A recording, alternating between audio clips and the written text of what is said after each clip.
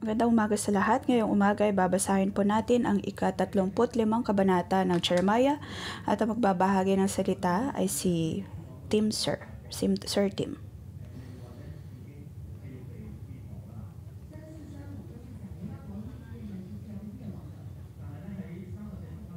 Nabanggit sa chapter 34 ang pagbibigay diin sa pananampalataya ng Juda. At binigyan sila ng pagkakataon ng Diyos na manumbalik sa Kanya. Kahapon ay nabanggit po ang tungkol sa pagpapalaya ng mga alipin.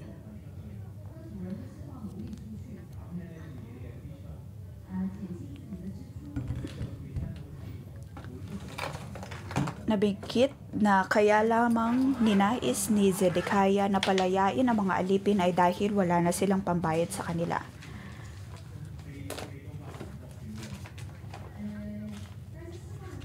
Ngunit pagkatapos silang palayain, napagtanto nila na hindi pa panahon para sa pagbagsak ng Jerusalem, kung kaya naman pinilit nila na manumbalik ang mga aliping ito, lalo na sa paglilingkod sa kanila. Dahil sa pagbabagong ito ay nagalit ang Diyos. Makikita po natin dito na ang mga Hudyo ay hindi po nila nasunod ang kasunduan o ang utos ng Diyos.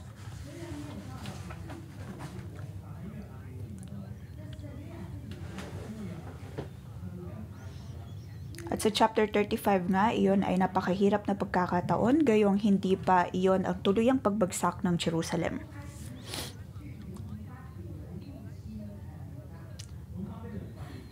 Sa panahon ni Jehoiakim, ninais niya na lumapit palalo sa Ehipto.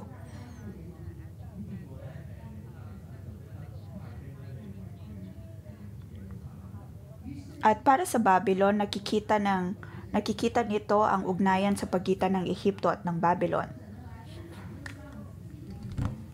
Kung kaya ninais nito na salakayin ang Jerusalem at saka ito pinalibutan.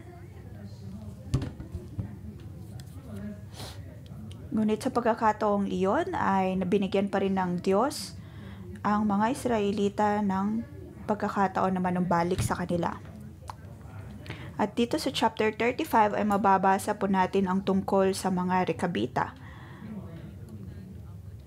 Ang kanilang pagkamasunurin ay nagpakita kung paanong hindi tapat ang mga Israelita sa pagsunod sa Kanya. Ngayon, dapat po nating tanungin ang ating mga sarili kung tayo ba ay tulad ng mga Rekabita o ng mga Israelita.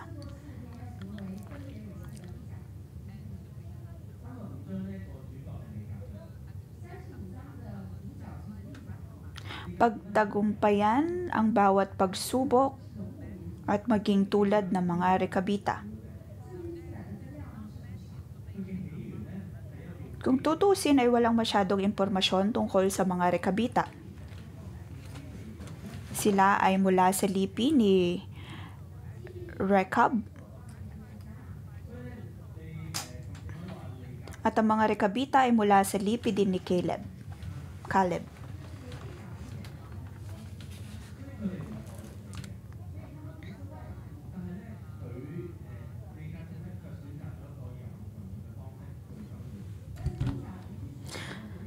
Masasabi po natin na sila ay malayong kamag-anak ng mga taga-Kanaan. Ngunit sila ay mga sinaunang mga uri ng tribo. At isa sa mga utos na kailangan nilang sundin ay ang hindi pag-inom ng alak. Isang araw nang ang Jerusalem ay nakikipagdigma, sa verse 1 na banggit dito, sinabi ni Yahweh kay Jeremiah, puntahan mo at kausapin ang mga Rekabita.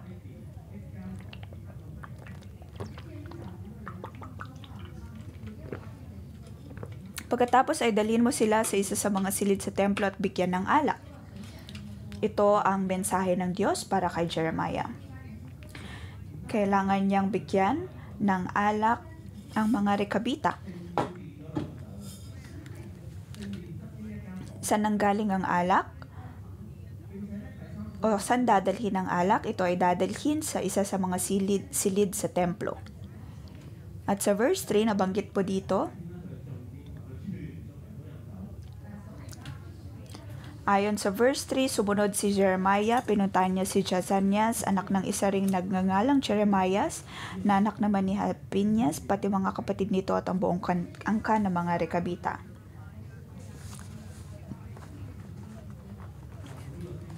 Ibig sabihin, inimbitahan ni Jeremiah ang lahat ng mga pinunong ito mula sa kanilang tribo.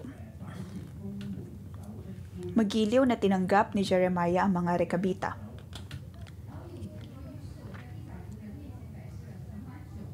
Kaya sa verse 5, naglabas si Jeremiah ng mga lalagyang puno ng alak at ng mga kopa at sinabi sa mga Rekabita, uminom kayo.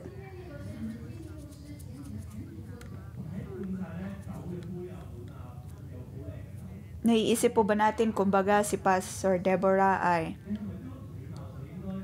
naghanda ng mga alak, ng magagandang kopa, magagandang plato. At kung ikaw iyon, tatanggapin mo ba ang paghahandog na iyon?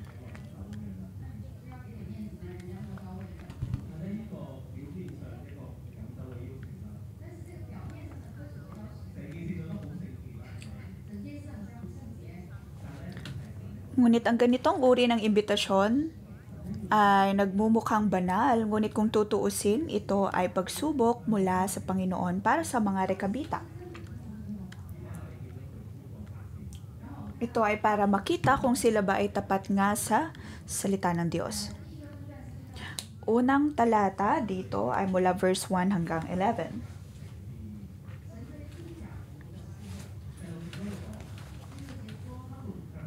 Ang pagsubok ng Diyos para sa mga Rekabita.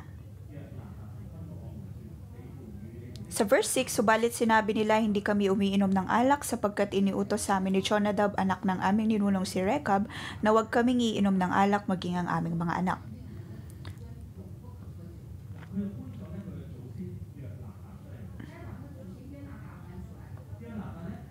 Dito nabanggit ang pangalan ni Jonadab na kanilang ninuno.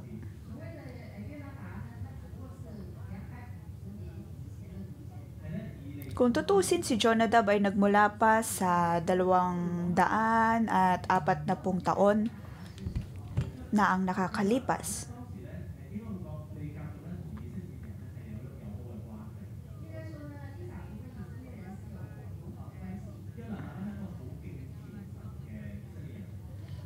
At ang Rekabita at ang mga Israelita ay mayroong magandang ugnayan at si Jonadab ay tapat sa Diyos. Ngunit sa panahong iyon, kung matatandaan po natin, ay mayroong nagngangalang Jezebel at siya ay sumamba sa mga Diyos-Diyosan.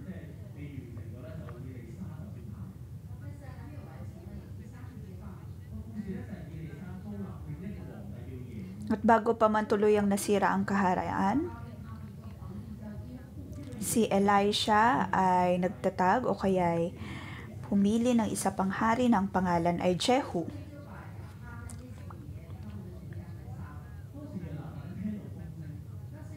At ang haring si Jehu na ito ay pinatay niya ang lahat ng mula sa lahi ni Jezebel.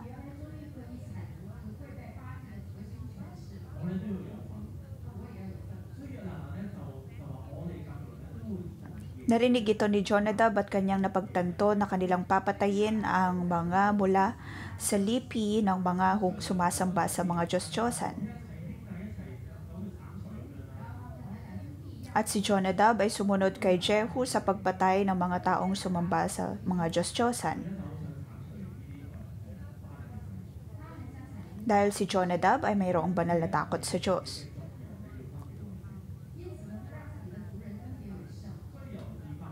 At ninais niya din na matigil ang kapangyarihan ni Jezebel at ng iba't ibang mga Diyos-Diyosan. Kung kaya naman sinabihan niya ang kanyang buong tribo din na huwag uminom ng alak bilang parte ng pagsunod na ito.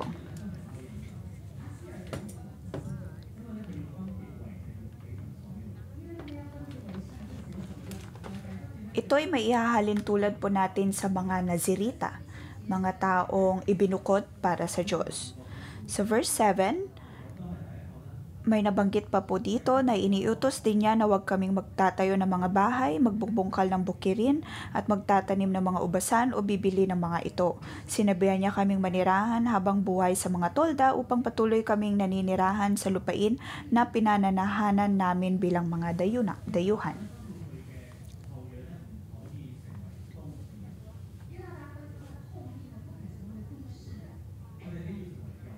Ganito ang tagubilin ni Jonadab para sa kanyang lipi, na hindi dapat sila magkaroon ng mga bukirin sa ubasan o kaya'y manahan sa lungsod, bagkus ay manirahan lamang sa mga tolda. Hindi rin sila maaaring maging magsasaka, hindi sila magkaroon ng mga bukirin. Hindi magkakaroon ng ubasan dahil ito ay may ugnayan sa pagkakaroon ng alak.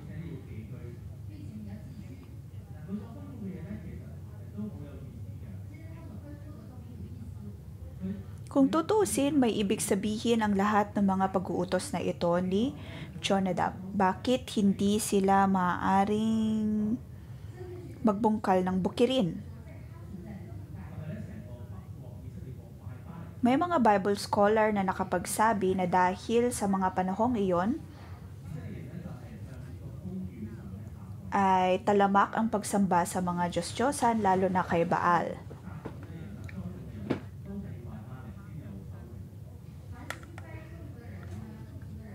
Kung kaya naman may mga Israelita na naging deboto o kaya'y naging labis ang pagsamba sa mga Diyos-Diyosan ng kayamanan at ng kasaganaan, kung kaya si Jonadab ay nagpasya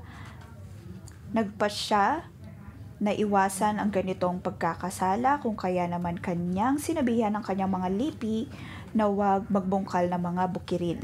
Ang mga espesyal na kautusan na ibinigay ni Jonadab ay may ibig sabihin. Nabanggit din dito na ayaw niyang manatili ang mga rekabita sa iisang lugar lamang.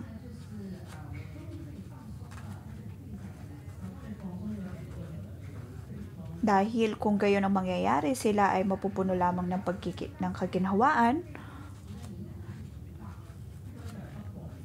at sa kanilang pamamalagi doon ay maaari silang maapektuhan ng kultura ng lugar na iyon.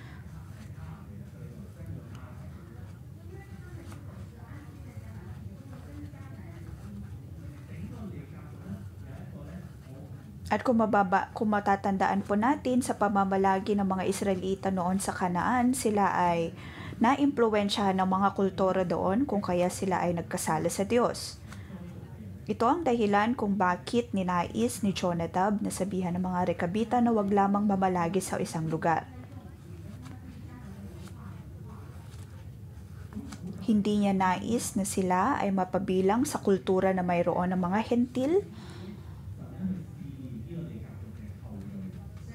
o kaya'y maimpluwensyahan ng kanilang pagsamba sa mga Diyos-Diyosan.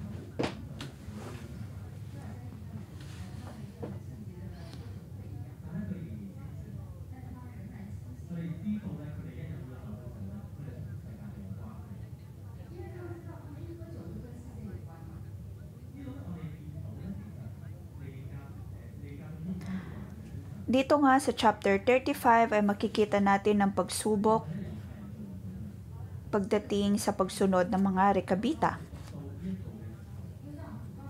At inihalon tulad o kaya ikinumpara ng Diyos ang kanilang pagsunod sa pagsunod ng mga Israelita. Sunod na talata, ang pagbubukod ng Diyos ay upang tayo'y mapabilang sa kaharian ng Diyos. Parehong mga salita ang makikita po natin sa Deuteronomy.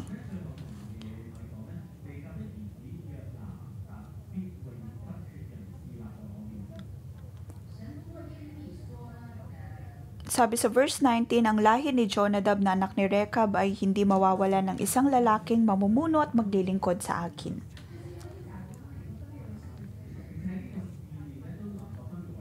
Dahil talagang ibinukod ng mga Rekabitang kanilang mga sarili para sa Diyos.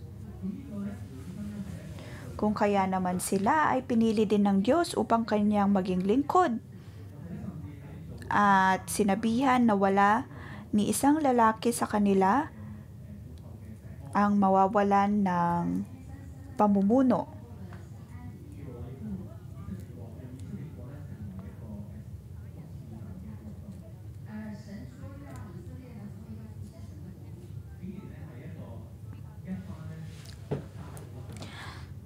Kung matatandaan po natin sa chapter 33, nabanggit po doon ang panunumbalik o kaya ang pangako ng Diyos na ang Israel makakapanumbalik sa Diyos. At ang pangakong mayroon siya para sa kanila ay ang parehong pangako na mayroon din siya para sa mga Rekabita.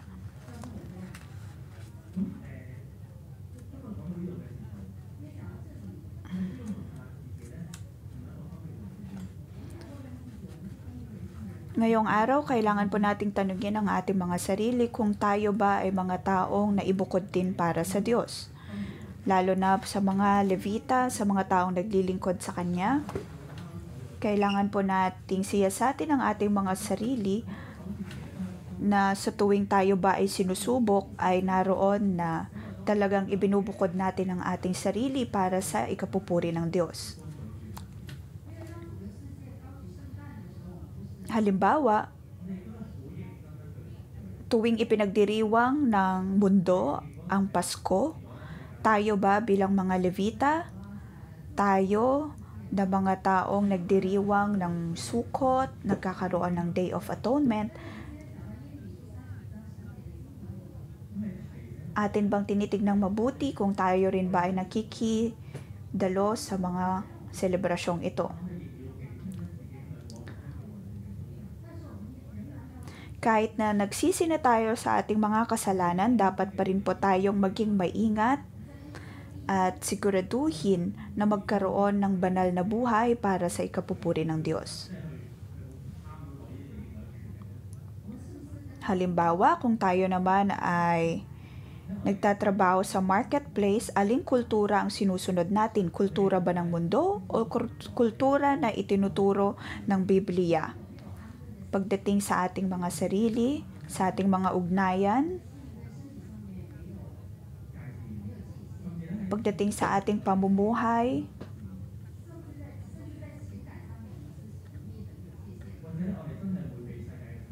na maaaring dahil sa kultura na mayroon ang mundo ay wala na po tayong hangganan pagdating sa sexual na ugnayan. Tinawag po tayo ng Diyos bilang mga Kristiyano. Ngunit maaaring hindi tayo tumutugod sa Kanya at walang impluensya. Ngunit sa chapter 35, sino ang may pinakamalaking impluensya? Hindi ang Levita, hindi ang mga taong naglilingkod sa Diyos o mga nakikita nilang naglilingkod sa Diyos. Hindi, dahil ang buong Israel ay bigo sa kanilang pagsunod sa Diyos.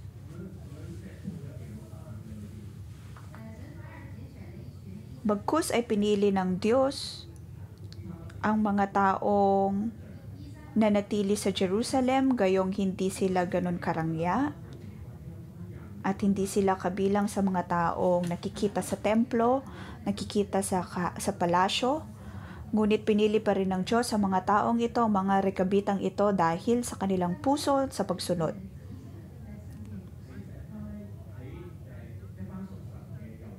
At ang mga Rekabitang ito ang nagsilbing paalala pagdating sa paglilingkod ng mga Israelita. Sila ang ginamit na batayan ng Diyos upang makita ng mga Israelita kung ano ang dapat na katapatan na mayroon sila sa pagsunod sa mga salita ng Diyos.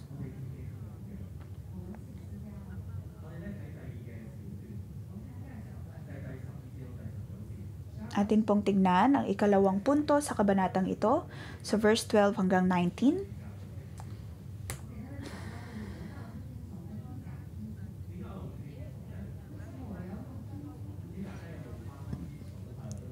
Ang di pagsunod ng mga taga-Juda at ang pagsunod ng mga Rekabita.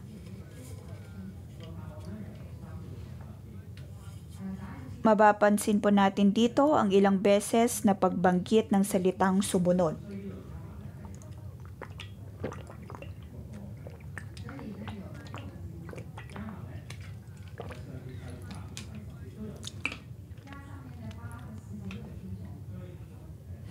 Makikita natin dito ang salitang sumunod o sa English ay obey or obedience ng 6 ng beses. 6 hanggang 8 beses. Ang pagsunod ay isang napaka-importanteng punto sa Biblia. Sa original na teksto, ang salitang ito ay katumbas ng salitang Shama.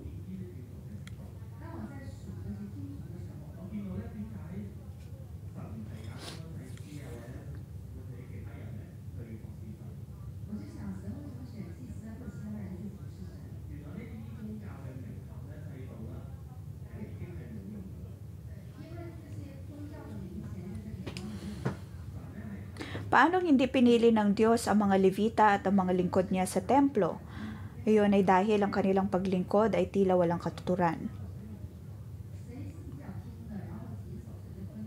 Mas pinili ng Diyos ang mga taong higit na may puso sa pagsunod sa Kanya ng tapat. At sa verse 18 ay nabanggit po ang 3 pinakapuntong pandiwa.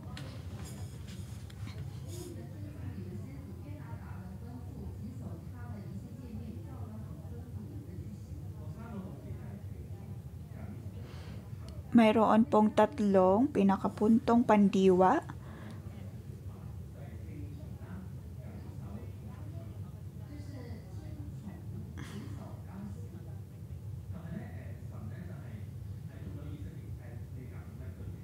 Sinunod, tinupad, at ginawa. Nakita ng Diyos ang katapatan ng mga Rekabita sa Diyos. Sila ay nakikinig, sila ay sumusunod at kanilang tinupad ang mga salita ng Diyos.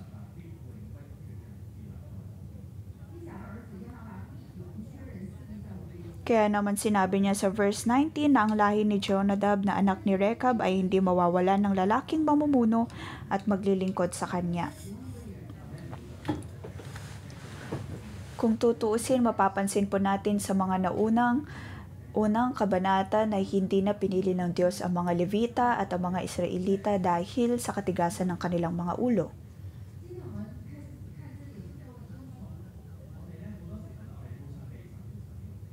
Ngayon makikita po natin na napakaraming mga bansa ang nagnanais na sumunod. At marami din sa atin ang nagnanais na sumunod sa Diyos. At may mga kapatiran tayong napakasigasig sa pagsunod. Ngunit nais ng Diyos na paalalahanan ang bawat isa na ang pinakamahalagang uri ng paglilingkod na mayroon tayo sa Diyos ay ang pagsunod.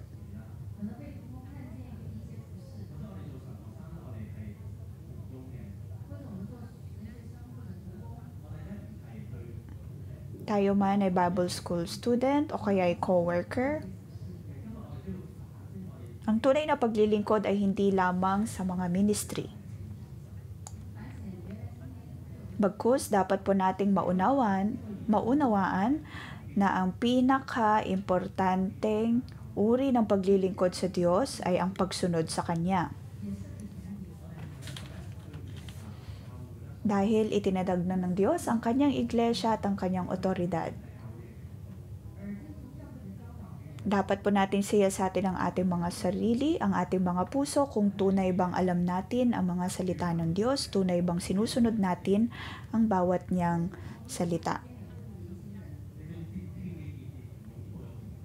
Ngayong magdiriwang na tayo ng sukot, may ilan akong mga tinanong kung gaano sila kasigasig sa pagsunod ng pagdiriwang ng Diyos, lalo na ang sukot. May ilang mga tao na ayaw makidalo dahil ayaw nilang makihalubilo sa mas maraming mga tao.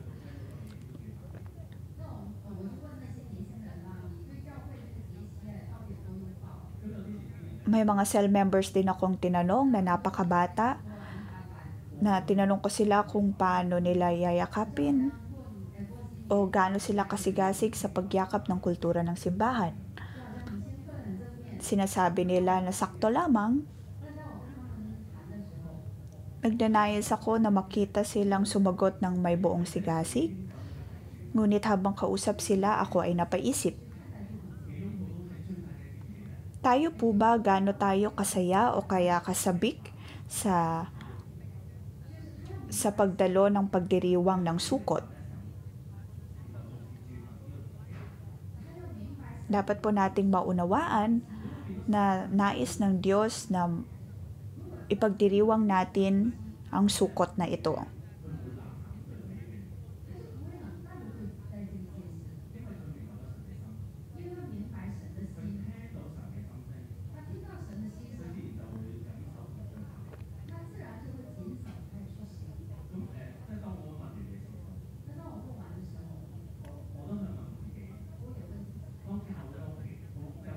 Kung tutuusin, tinatanong ko din ang aking sarili.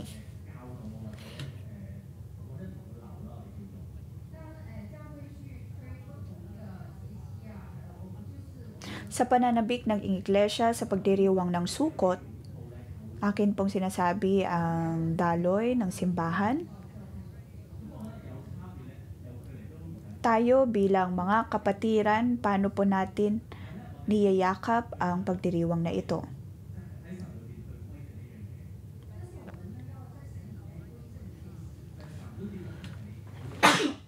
Kailangan po nating umayon sa kalooban ng Diyos. Kung paanong itinataas din ng Diyos ang pagtuturo ng simbahan,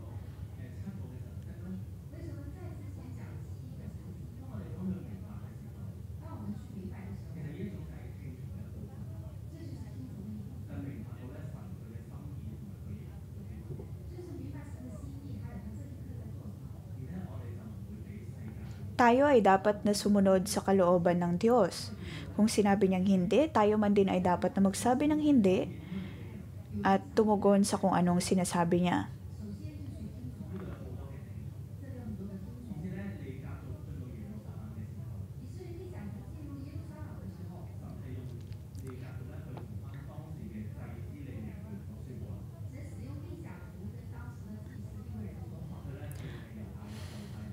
Sa pagpasok ng mga rekabita sa Jerusalem, ang mga rekabitang ito ay mayroong pagkakataon na mangusap sa mga punong pari.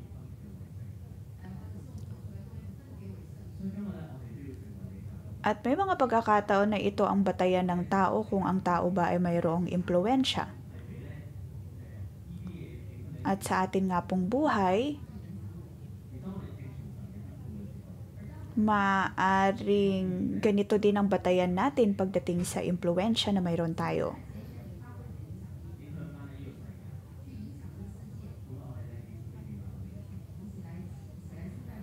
Ngunit dahil sa habagat na biyaya ng Diyos, tayong lahat ay binigyan niya ng impluwensya, kung kaya dapat tayong maging tapat sa pagsunod at paglilingkod sa Kanya. Mga kapatid, tayo po ay tumayo. Atin pong purihin ang Diyos, parangalan ng Diyos. Makinig po tayo sa Kanya, makinig sa Kanya mga salita, sa Kanya mga pagtuturo. Panginoon, kami ay dumudulog sa iyo. Nais namin gamitin ang aming mga buhay upang matapat na makasunod sa iyo. Panginoon, naway tulungan mo kami. Tulungan mo kami na mag-focus sa iyo.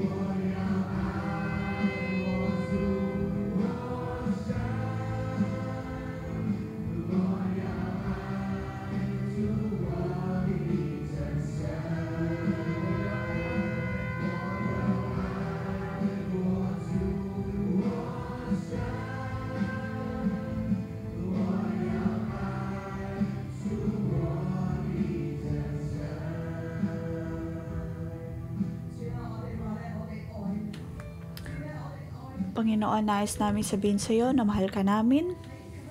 Ngayon, sinasabi ng Diyos sa verse 10 at 11,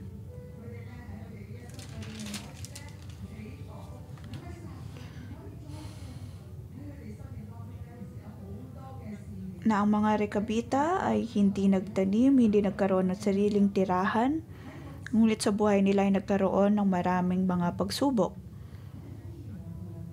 Maaari po tayong humanap ng kapareha at maaari nating ibahagi kung anong pagsubok ang iyong kinakaharap sa ngayon. Anong pagsubok ang iyong hinaharap ngayon? At pangalawa,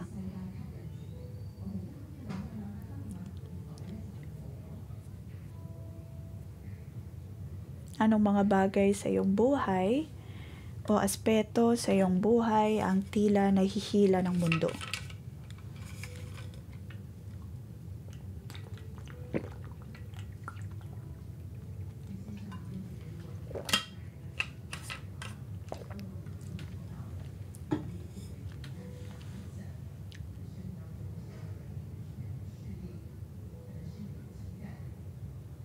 Para sa mga kapatiran natin online, maaari po ninyo itong ibahagi sa inyong pamilya. Maaari may mga pagsubok kayo pagdating sa pinansyal na aspeto, sa kalusugan. At pangalawa ay anong mga bagay ang humihila sa iyo sa mundo o kaya nagkakaroon ng malaking impluwensya sa iyo sa mundo.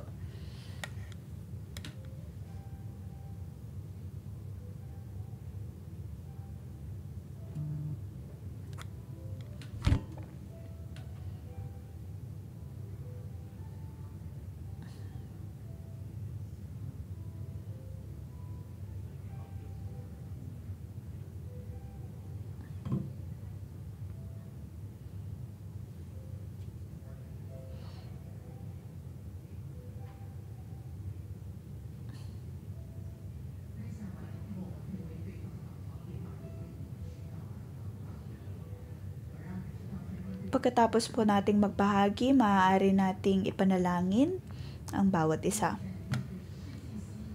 Dapat mong malaman na hindi ka nag-iisa kahit na ikaw ay humaharap ng mga ganitong mga pagsubok. Ikaw ay hindi nag-iisa at kasama mo ang Diyos upang pagtagumpayan ang lahat ng ito.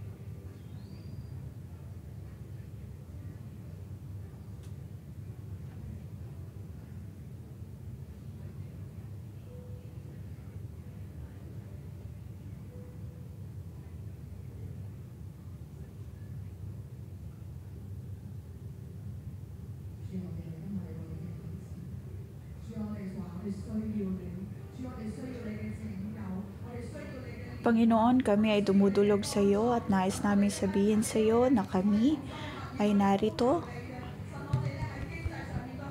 Kami ay nagkakaisa upang tumawag sa iyo. Alam namin, O Diyos, na kami ay mayroong malaking problema pagdating sa pera.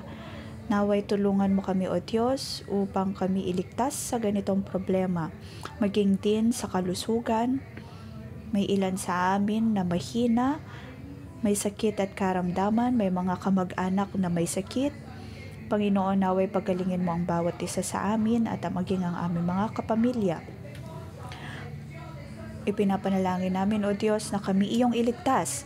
Alam namin na sa aming pagdedepende sa iyo ay mapagtatagumpayan namin ang lahat ng ito at kami ay magkakaroon ng kaginhawaan at katagumpayan kung kaya kami ay mananampalataya sa iyo.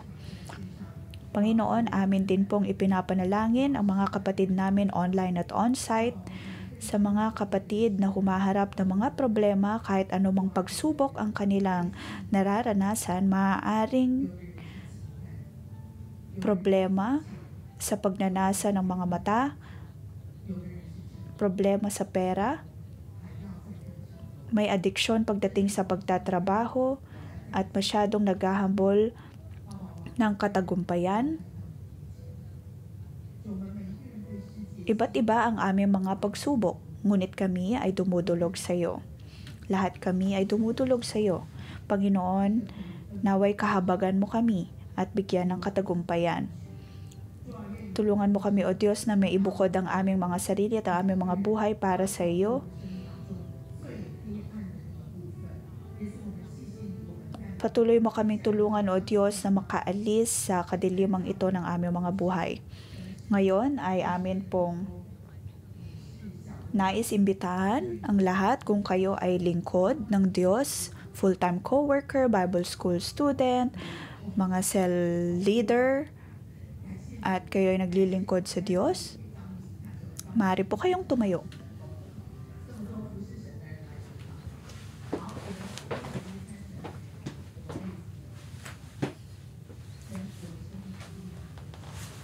Ngayon, nais ko inyo pong ipanalangin ang inyong mga sarili at sabihin sa Diyos na nais ninyong ibukod ang inyong sarili para sa Kanya.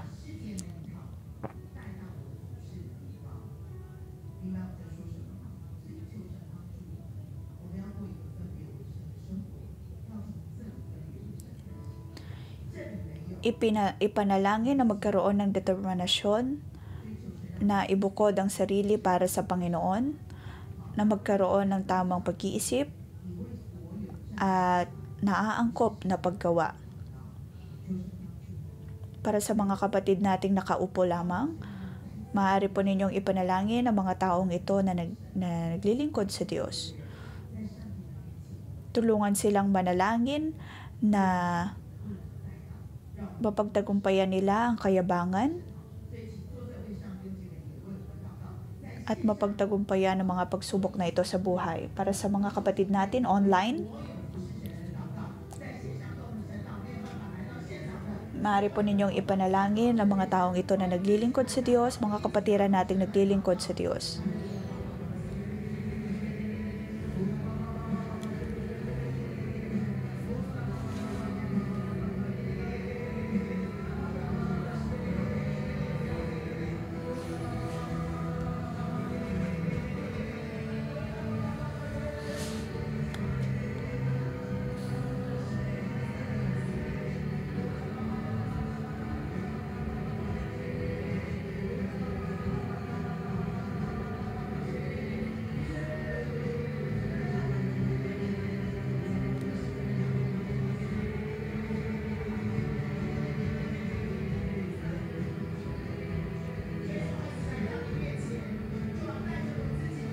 Panginoon, kami ay dumudulog sa iyo. Panginoon, lahat kami na narito na tumatayo sa harapan mo, amin pong isinusuko ang aming sarili, ang aming mga buhay sa iyo.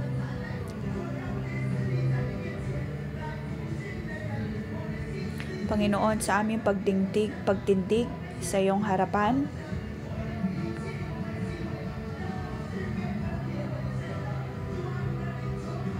Nais naming ibukod ang aming mga sarili at naway patuloy mo kaming tulungan sa tuwing kami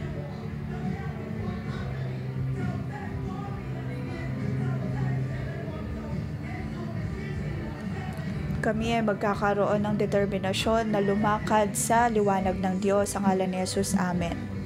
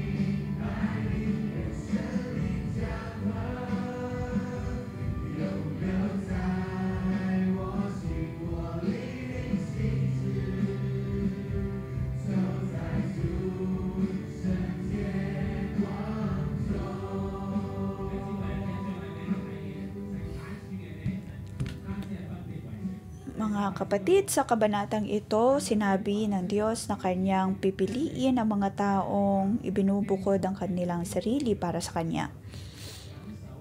So verse 18, ang lahi ni Jonadab na anak ni Rekab ay hindi mawawala ng isang lalaking mamumuno at maglilingkod.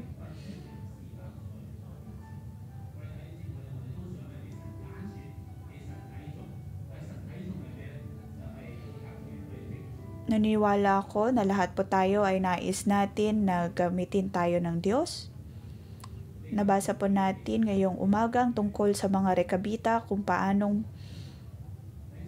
pinahalagan sila ng Diyos dahil sa kanilang katapatan at uri ng pagsunod.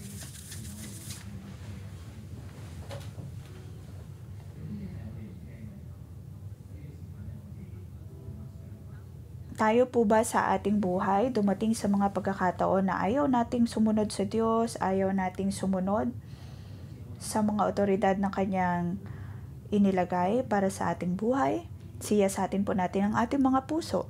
Halimbawa, ang aking asawa ay lagi akong pinapahalahanan na dapat akong matulog ng maaga.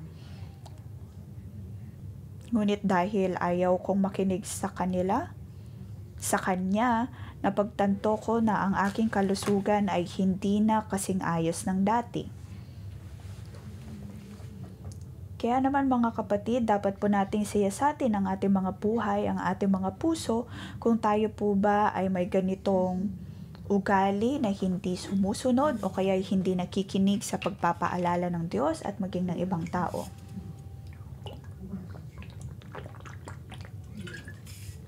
Panginoon, naway magliwanag ang banal na Espiritu sa amin.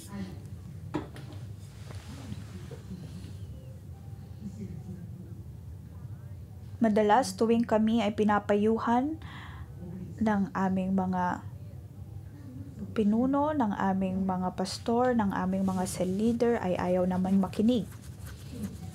At nirarasonan ito ayon sa kaalaman na mayroon kami. Bigo kami na sundin iyon, bigo kami na makinig. Kaya naman banal na Espiritu, naway ipakita mo sa amin kung bakit hindi namin ito masunod.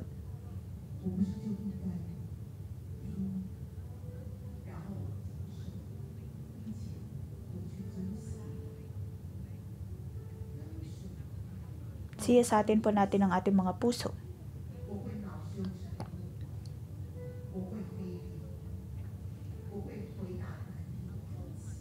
Bakit ako nagagalit? Bakit ako nalulumbay? O kaya bakit ako nagmamaktol? Tuwing napapayuhan at nasasabihan. Atin pong ipinalangin sa Diyos kung ano ang dahilan o kaya punong dahilan ng hindi pagsunod na ito.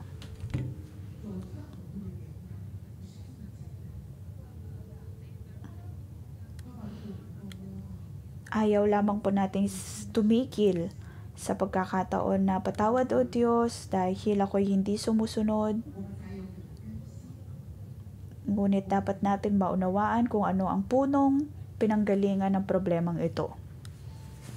Dahil kung hindi ay mahihirapan po tayong magkaroon ng pagbabago sa ating pag-iisip at paggawa.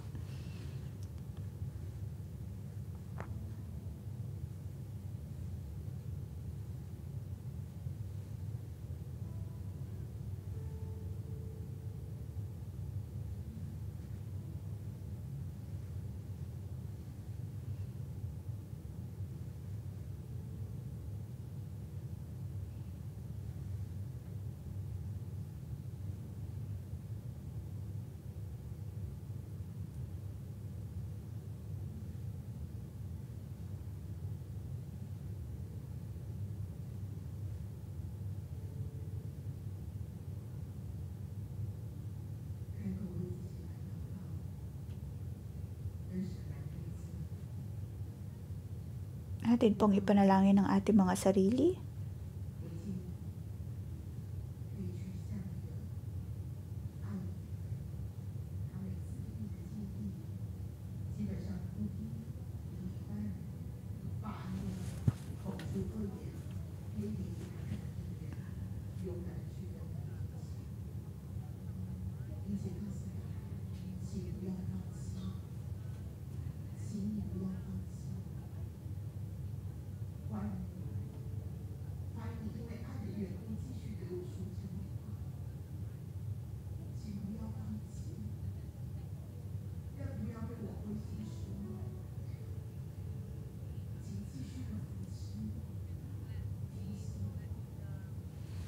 Panginoon, tulungan mo kami. Magpatuloy pa tayo sa pananalangin. Tayo po ay magsisi sa ating mga kasalanan at humingi din ng tawad sa mga tao.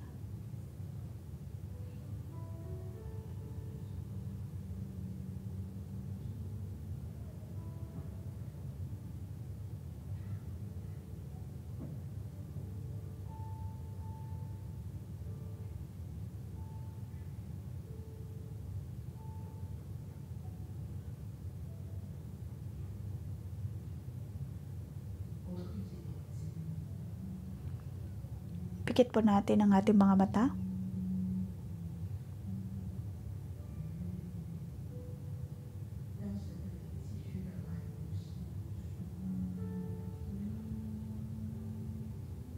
Hayaan ang banal na Espiritu ng Diyos na magministeryo sa atin.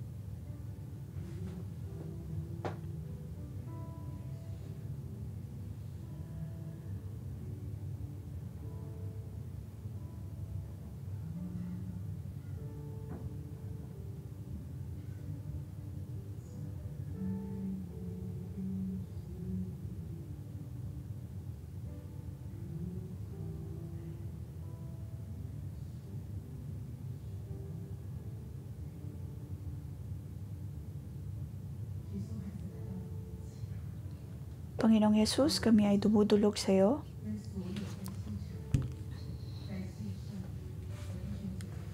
Amin pong isinusuko ang aming mga sarili sa iyong trono ng biyaya, sa iyong liwanag.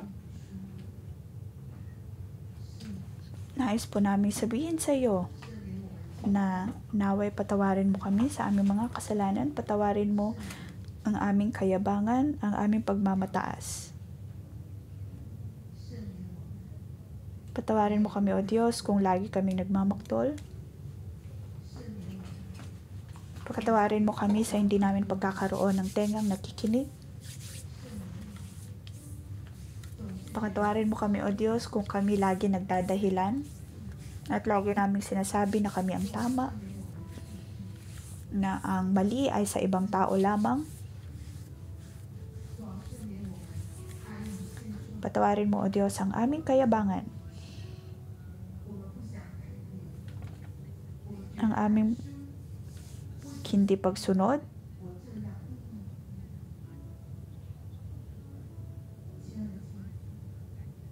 ang pag-ayaw namin maging sa pagbabago.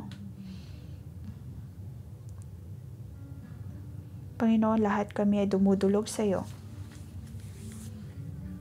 Naway tulungan mo kami. Tulungan mo kami na maging mapagpakumbaba at maging handa na sumunod sa iyo.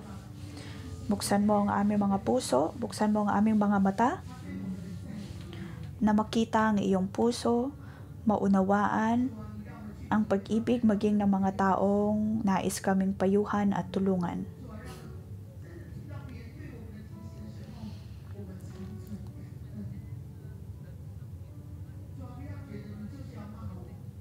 Na sa tuwing kami ay pinapayuhan ng iba, dapat kaming magpasalamat. At hindi dapat kami mamili o kaya maging negatibo kung sino man ang nagbibigay ng mga payong ito.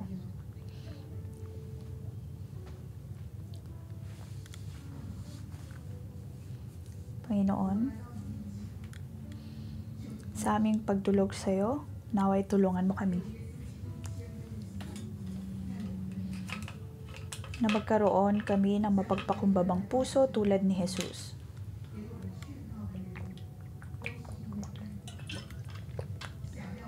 At nang maniwala kami ng mga taong dumarating sa aming buhay na kami pinapayuhan ay para sa aming ikabubuti.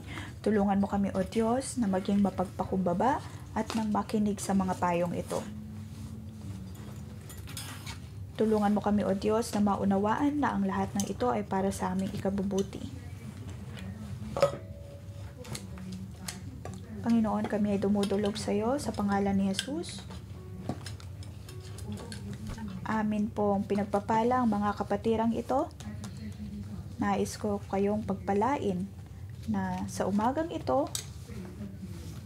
ang iyong puso ay napabago at naibukod na para sa Diyos. Ang iyong mga bibig, ang iyong buhay, pamumuhay, ay dapat na maging banal at maibukod para sa Diyos. Bawat punto ng iyong buhay, malaman mo kung paano dumulog sa Diyos at kung paano gawin maging ang kanyang mga kalooban. At ikaw ay magiging higit pa sa matagumpay na tao.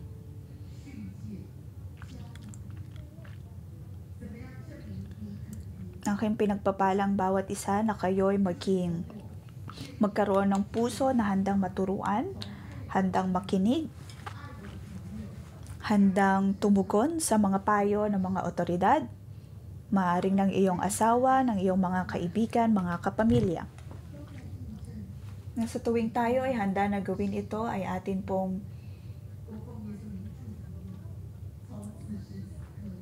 ating pinapatunayan na tayo ay mga taong handang makinig sa Diyos. Tayo po ay lumayo sa mundo. Tulungan mo kami, O Diyos, na lumayo sa mundo. Maaaring kami ay nasa mundo pa lamang, ngunit naway hindi kami mapabilang sa kaugalian at sistema ng mundo.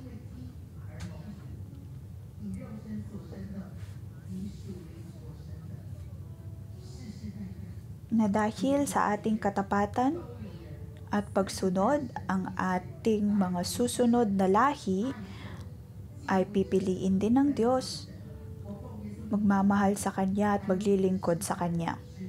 Sa ngalan ng Panginoong Yesus, akin pinagpapala ang bawat isa.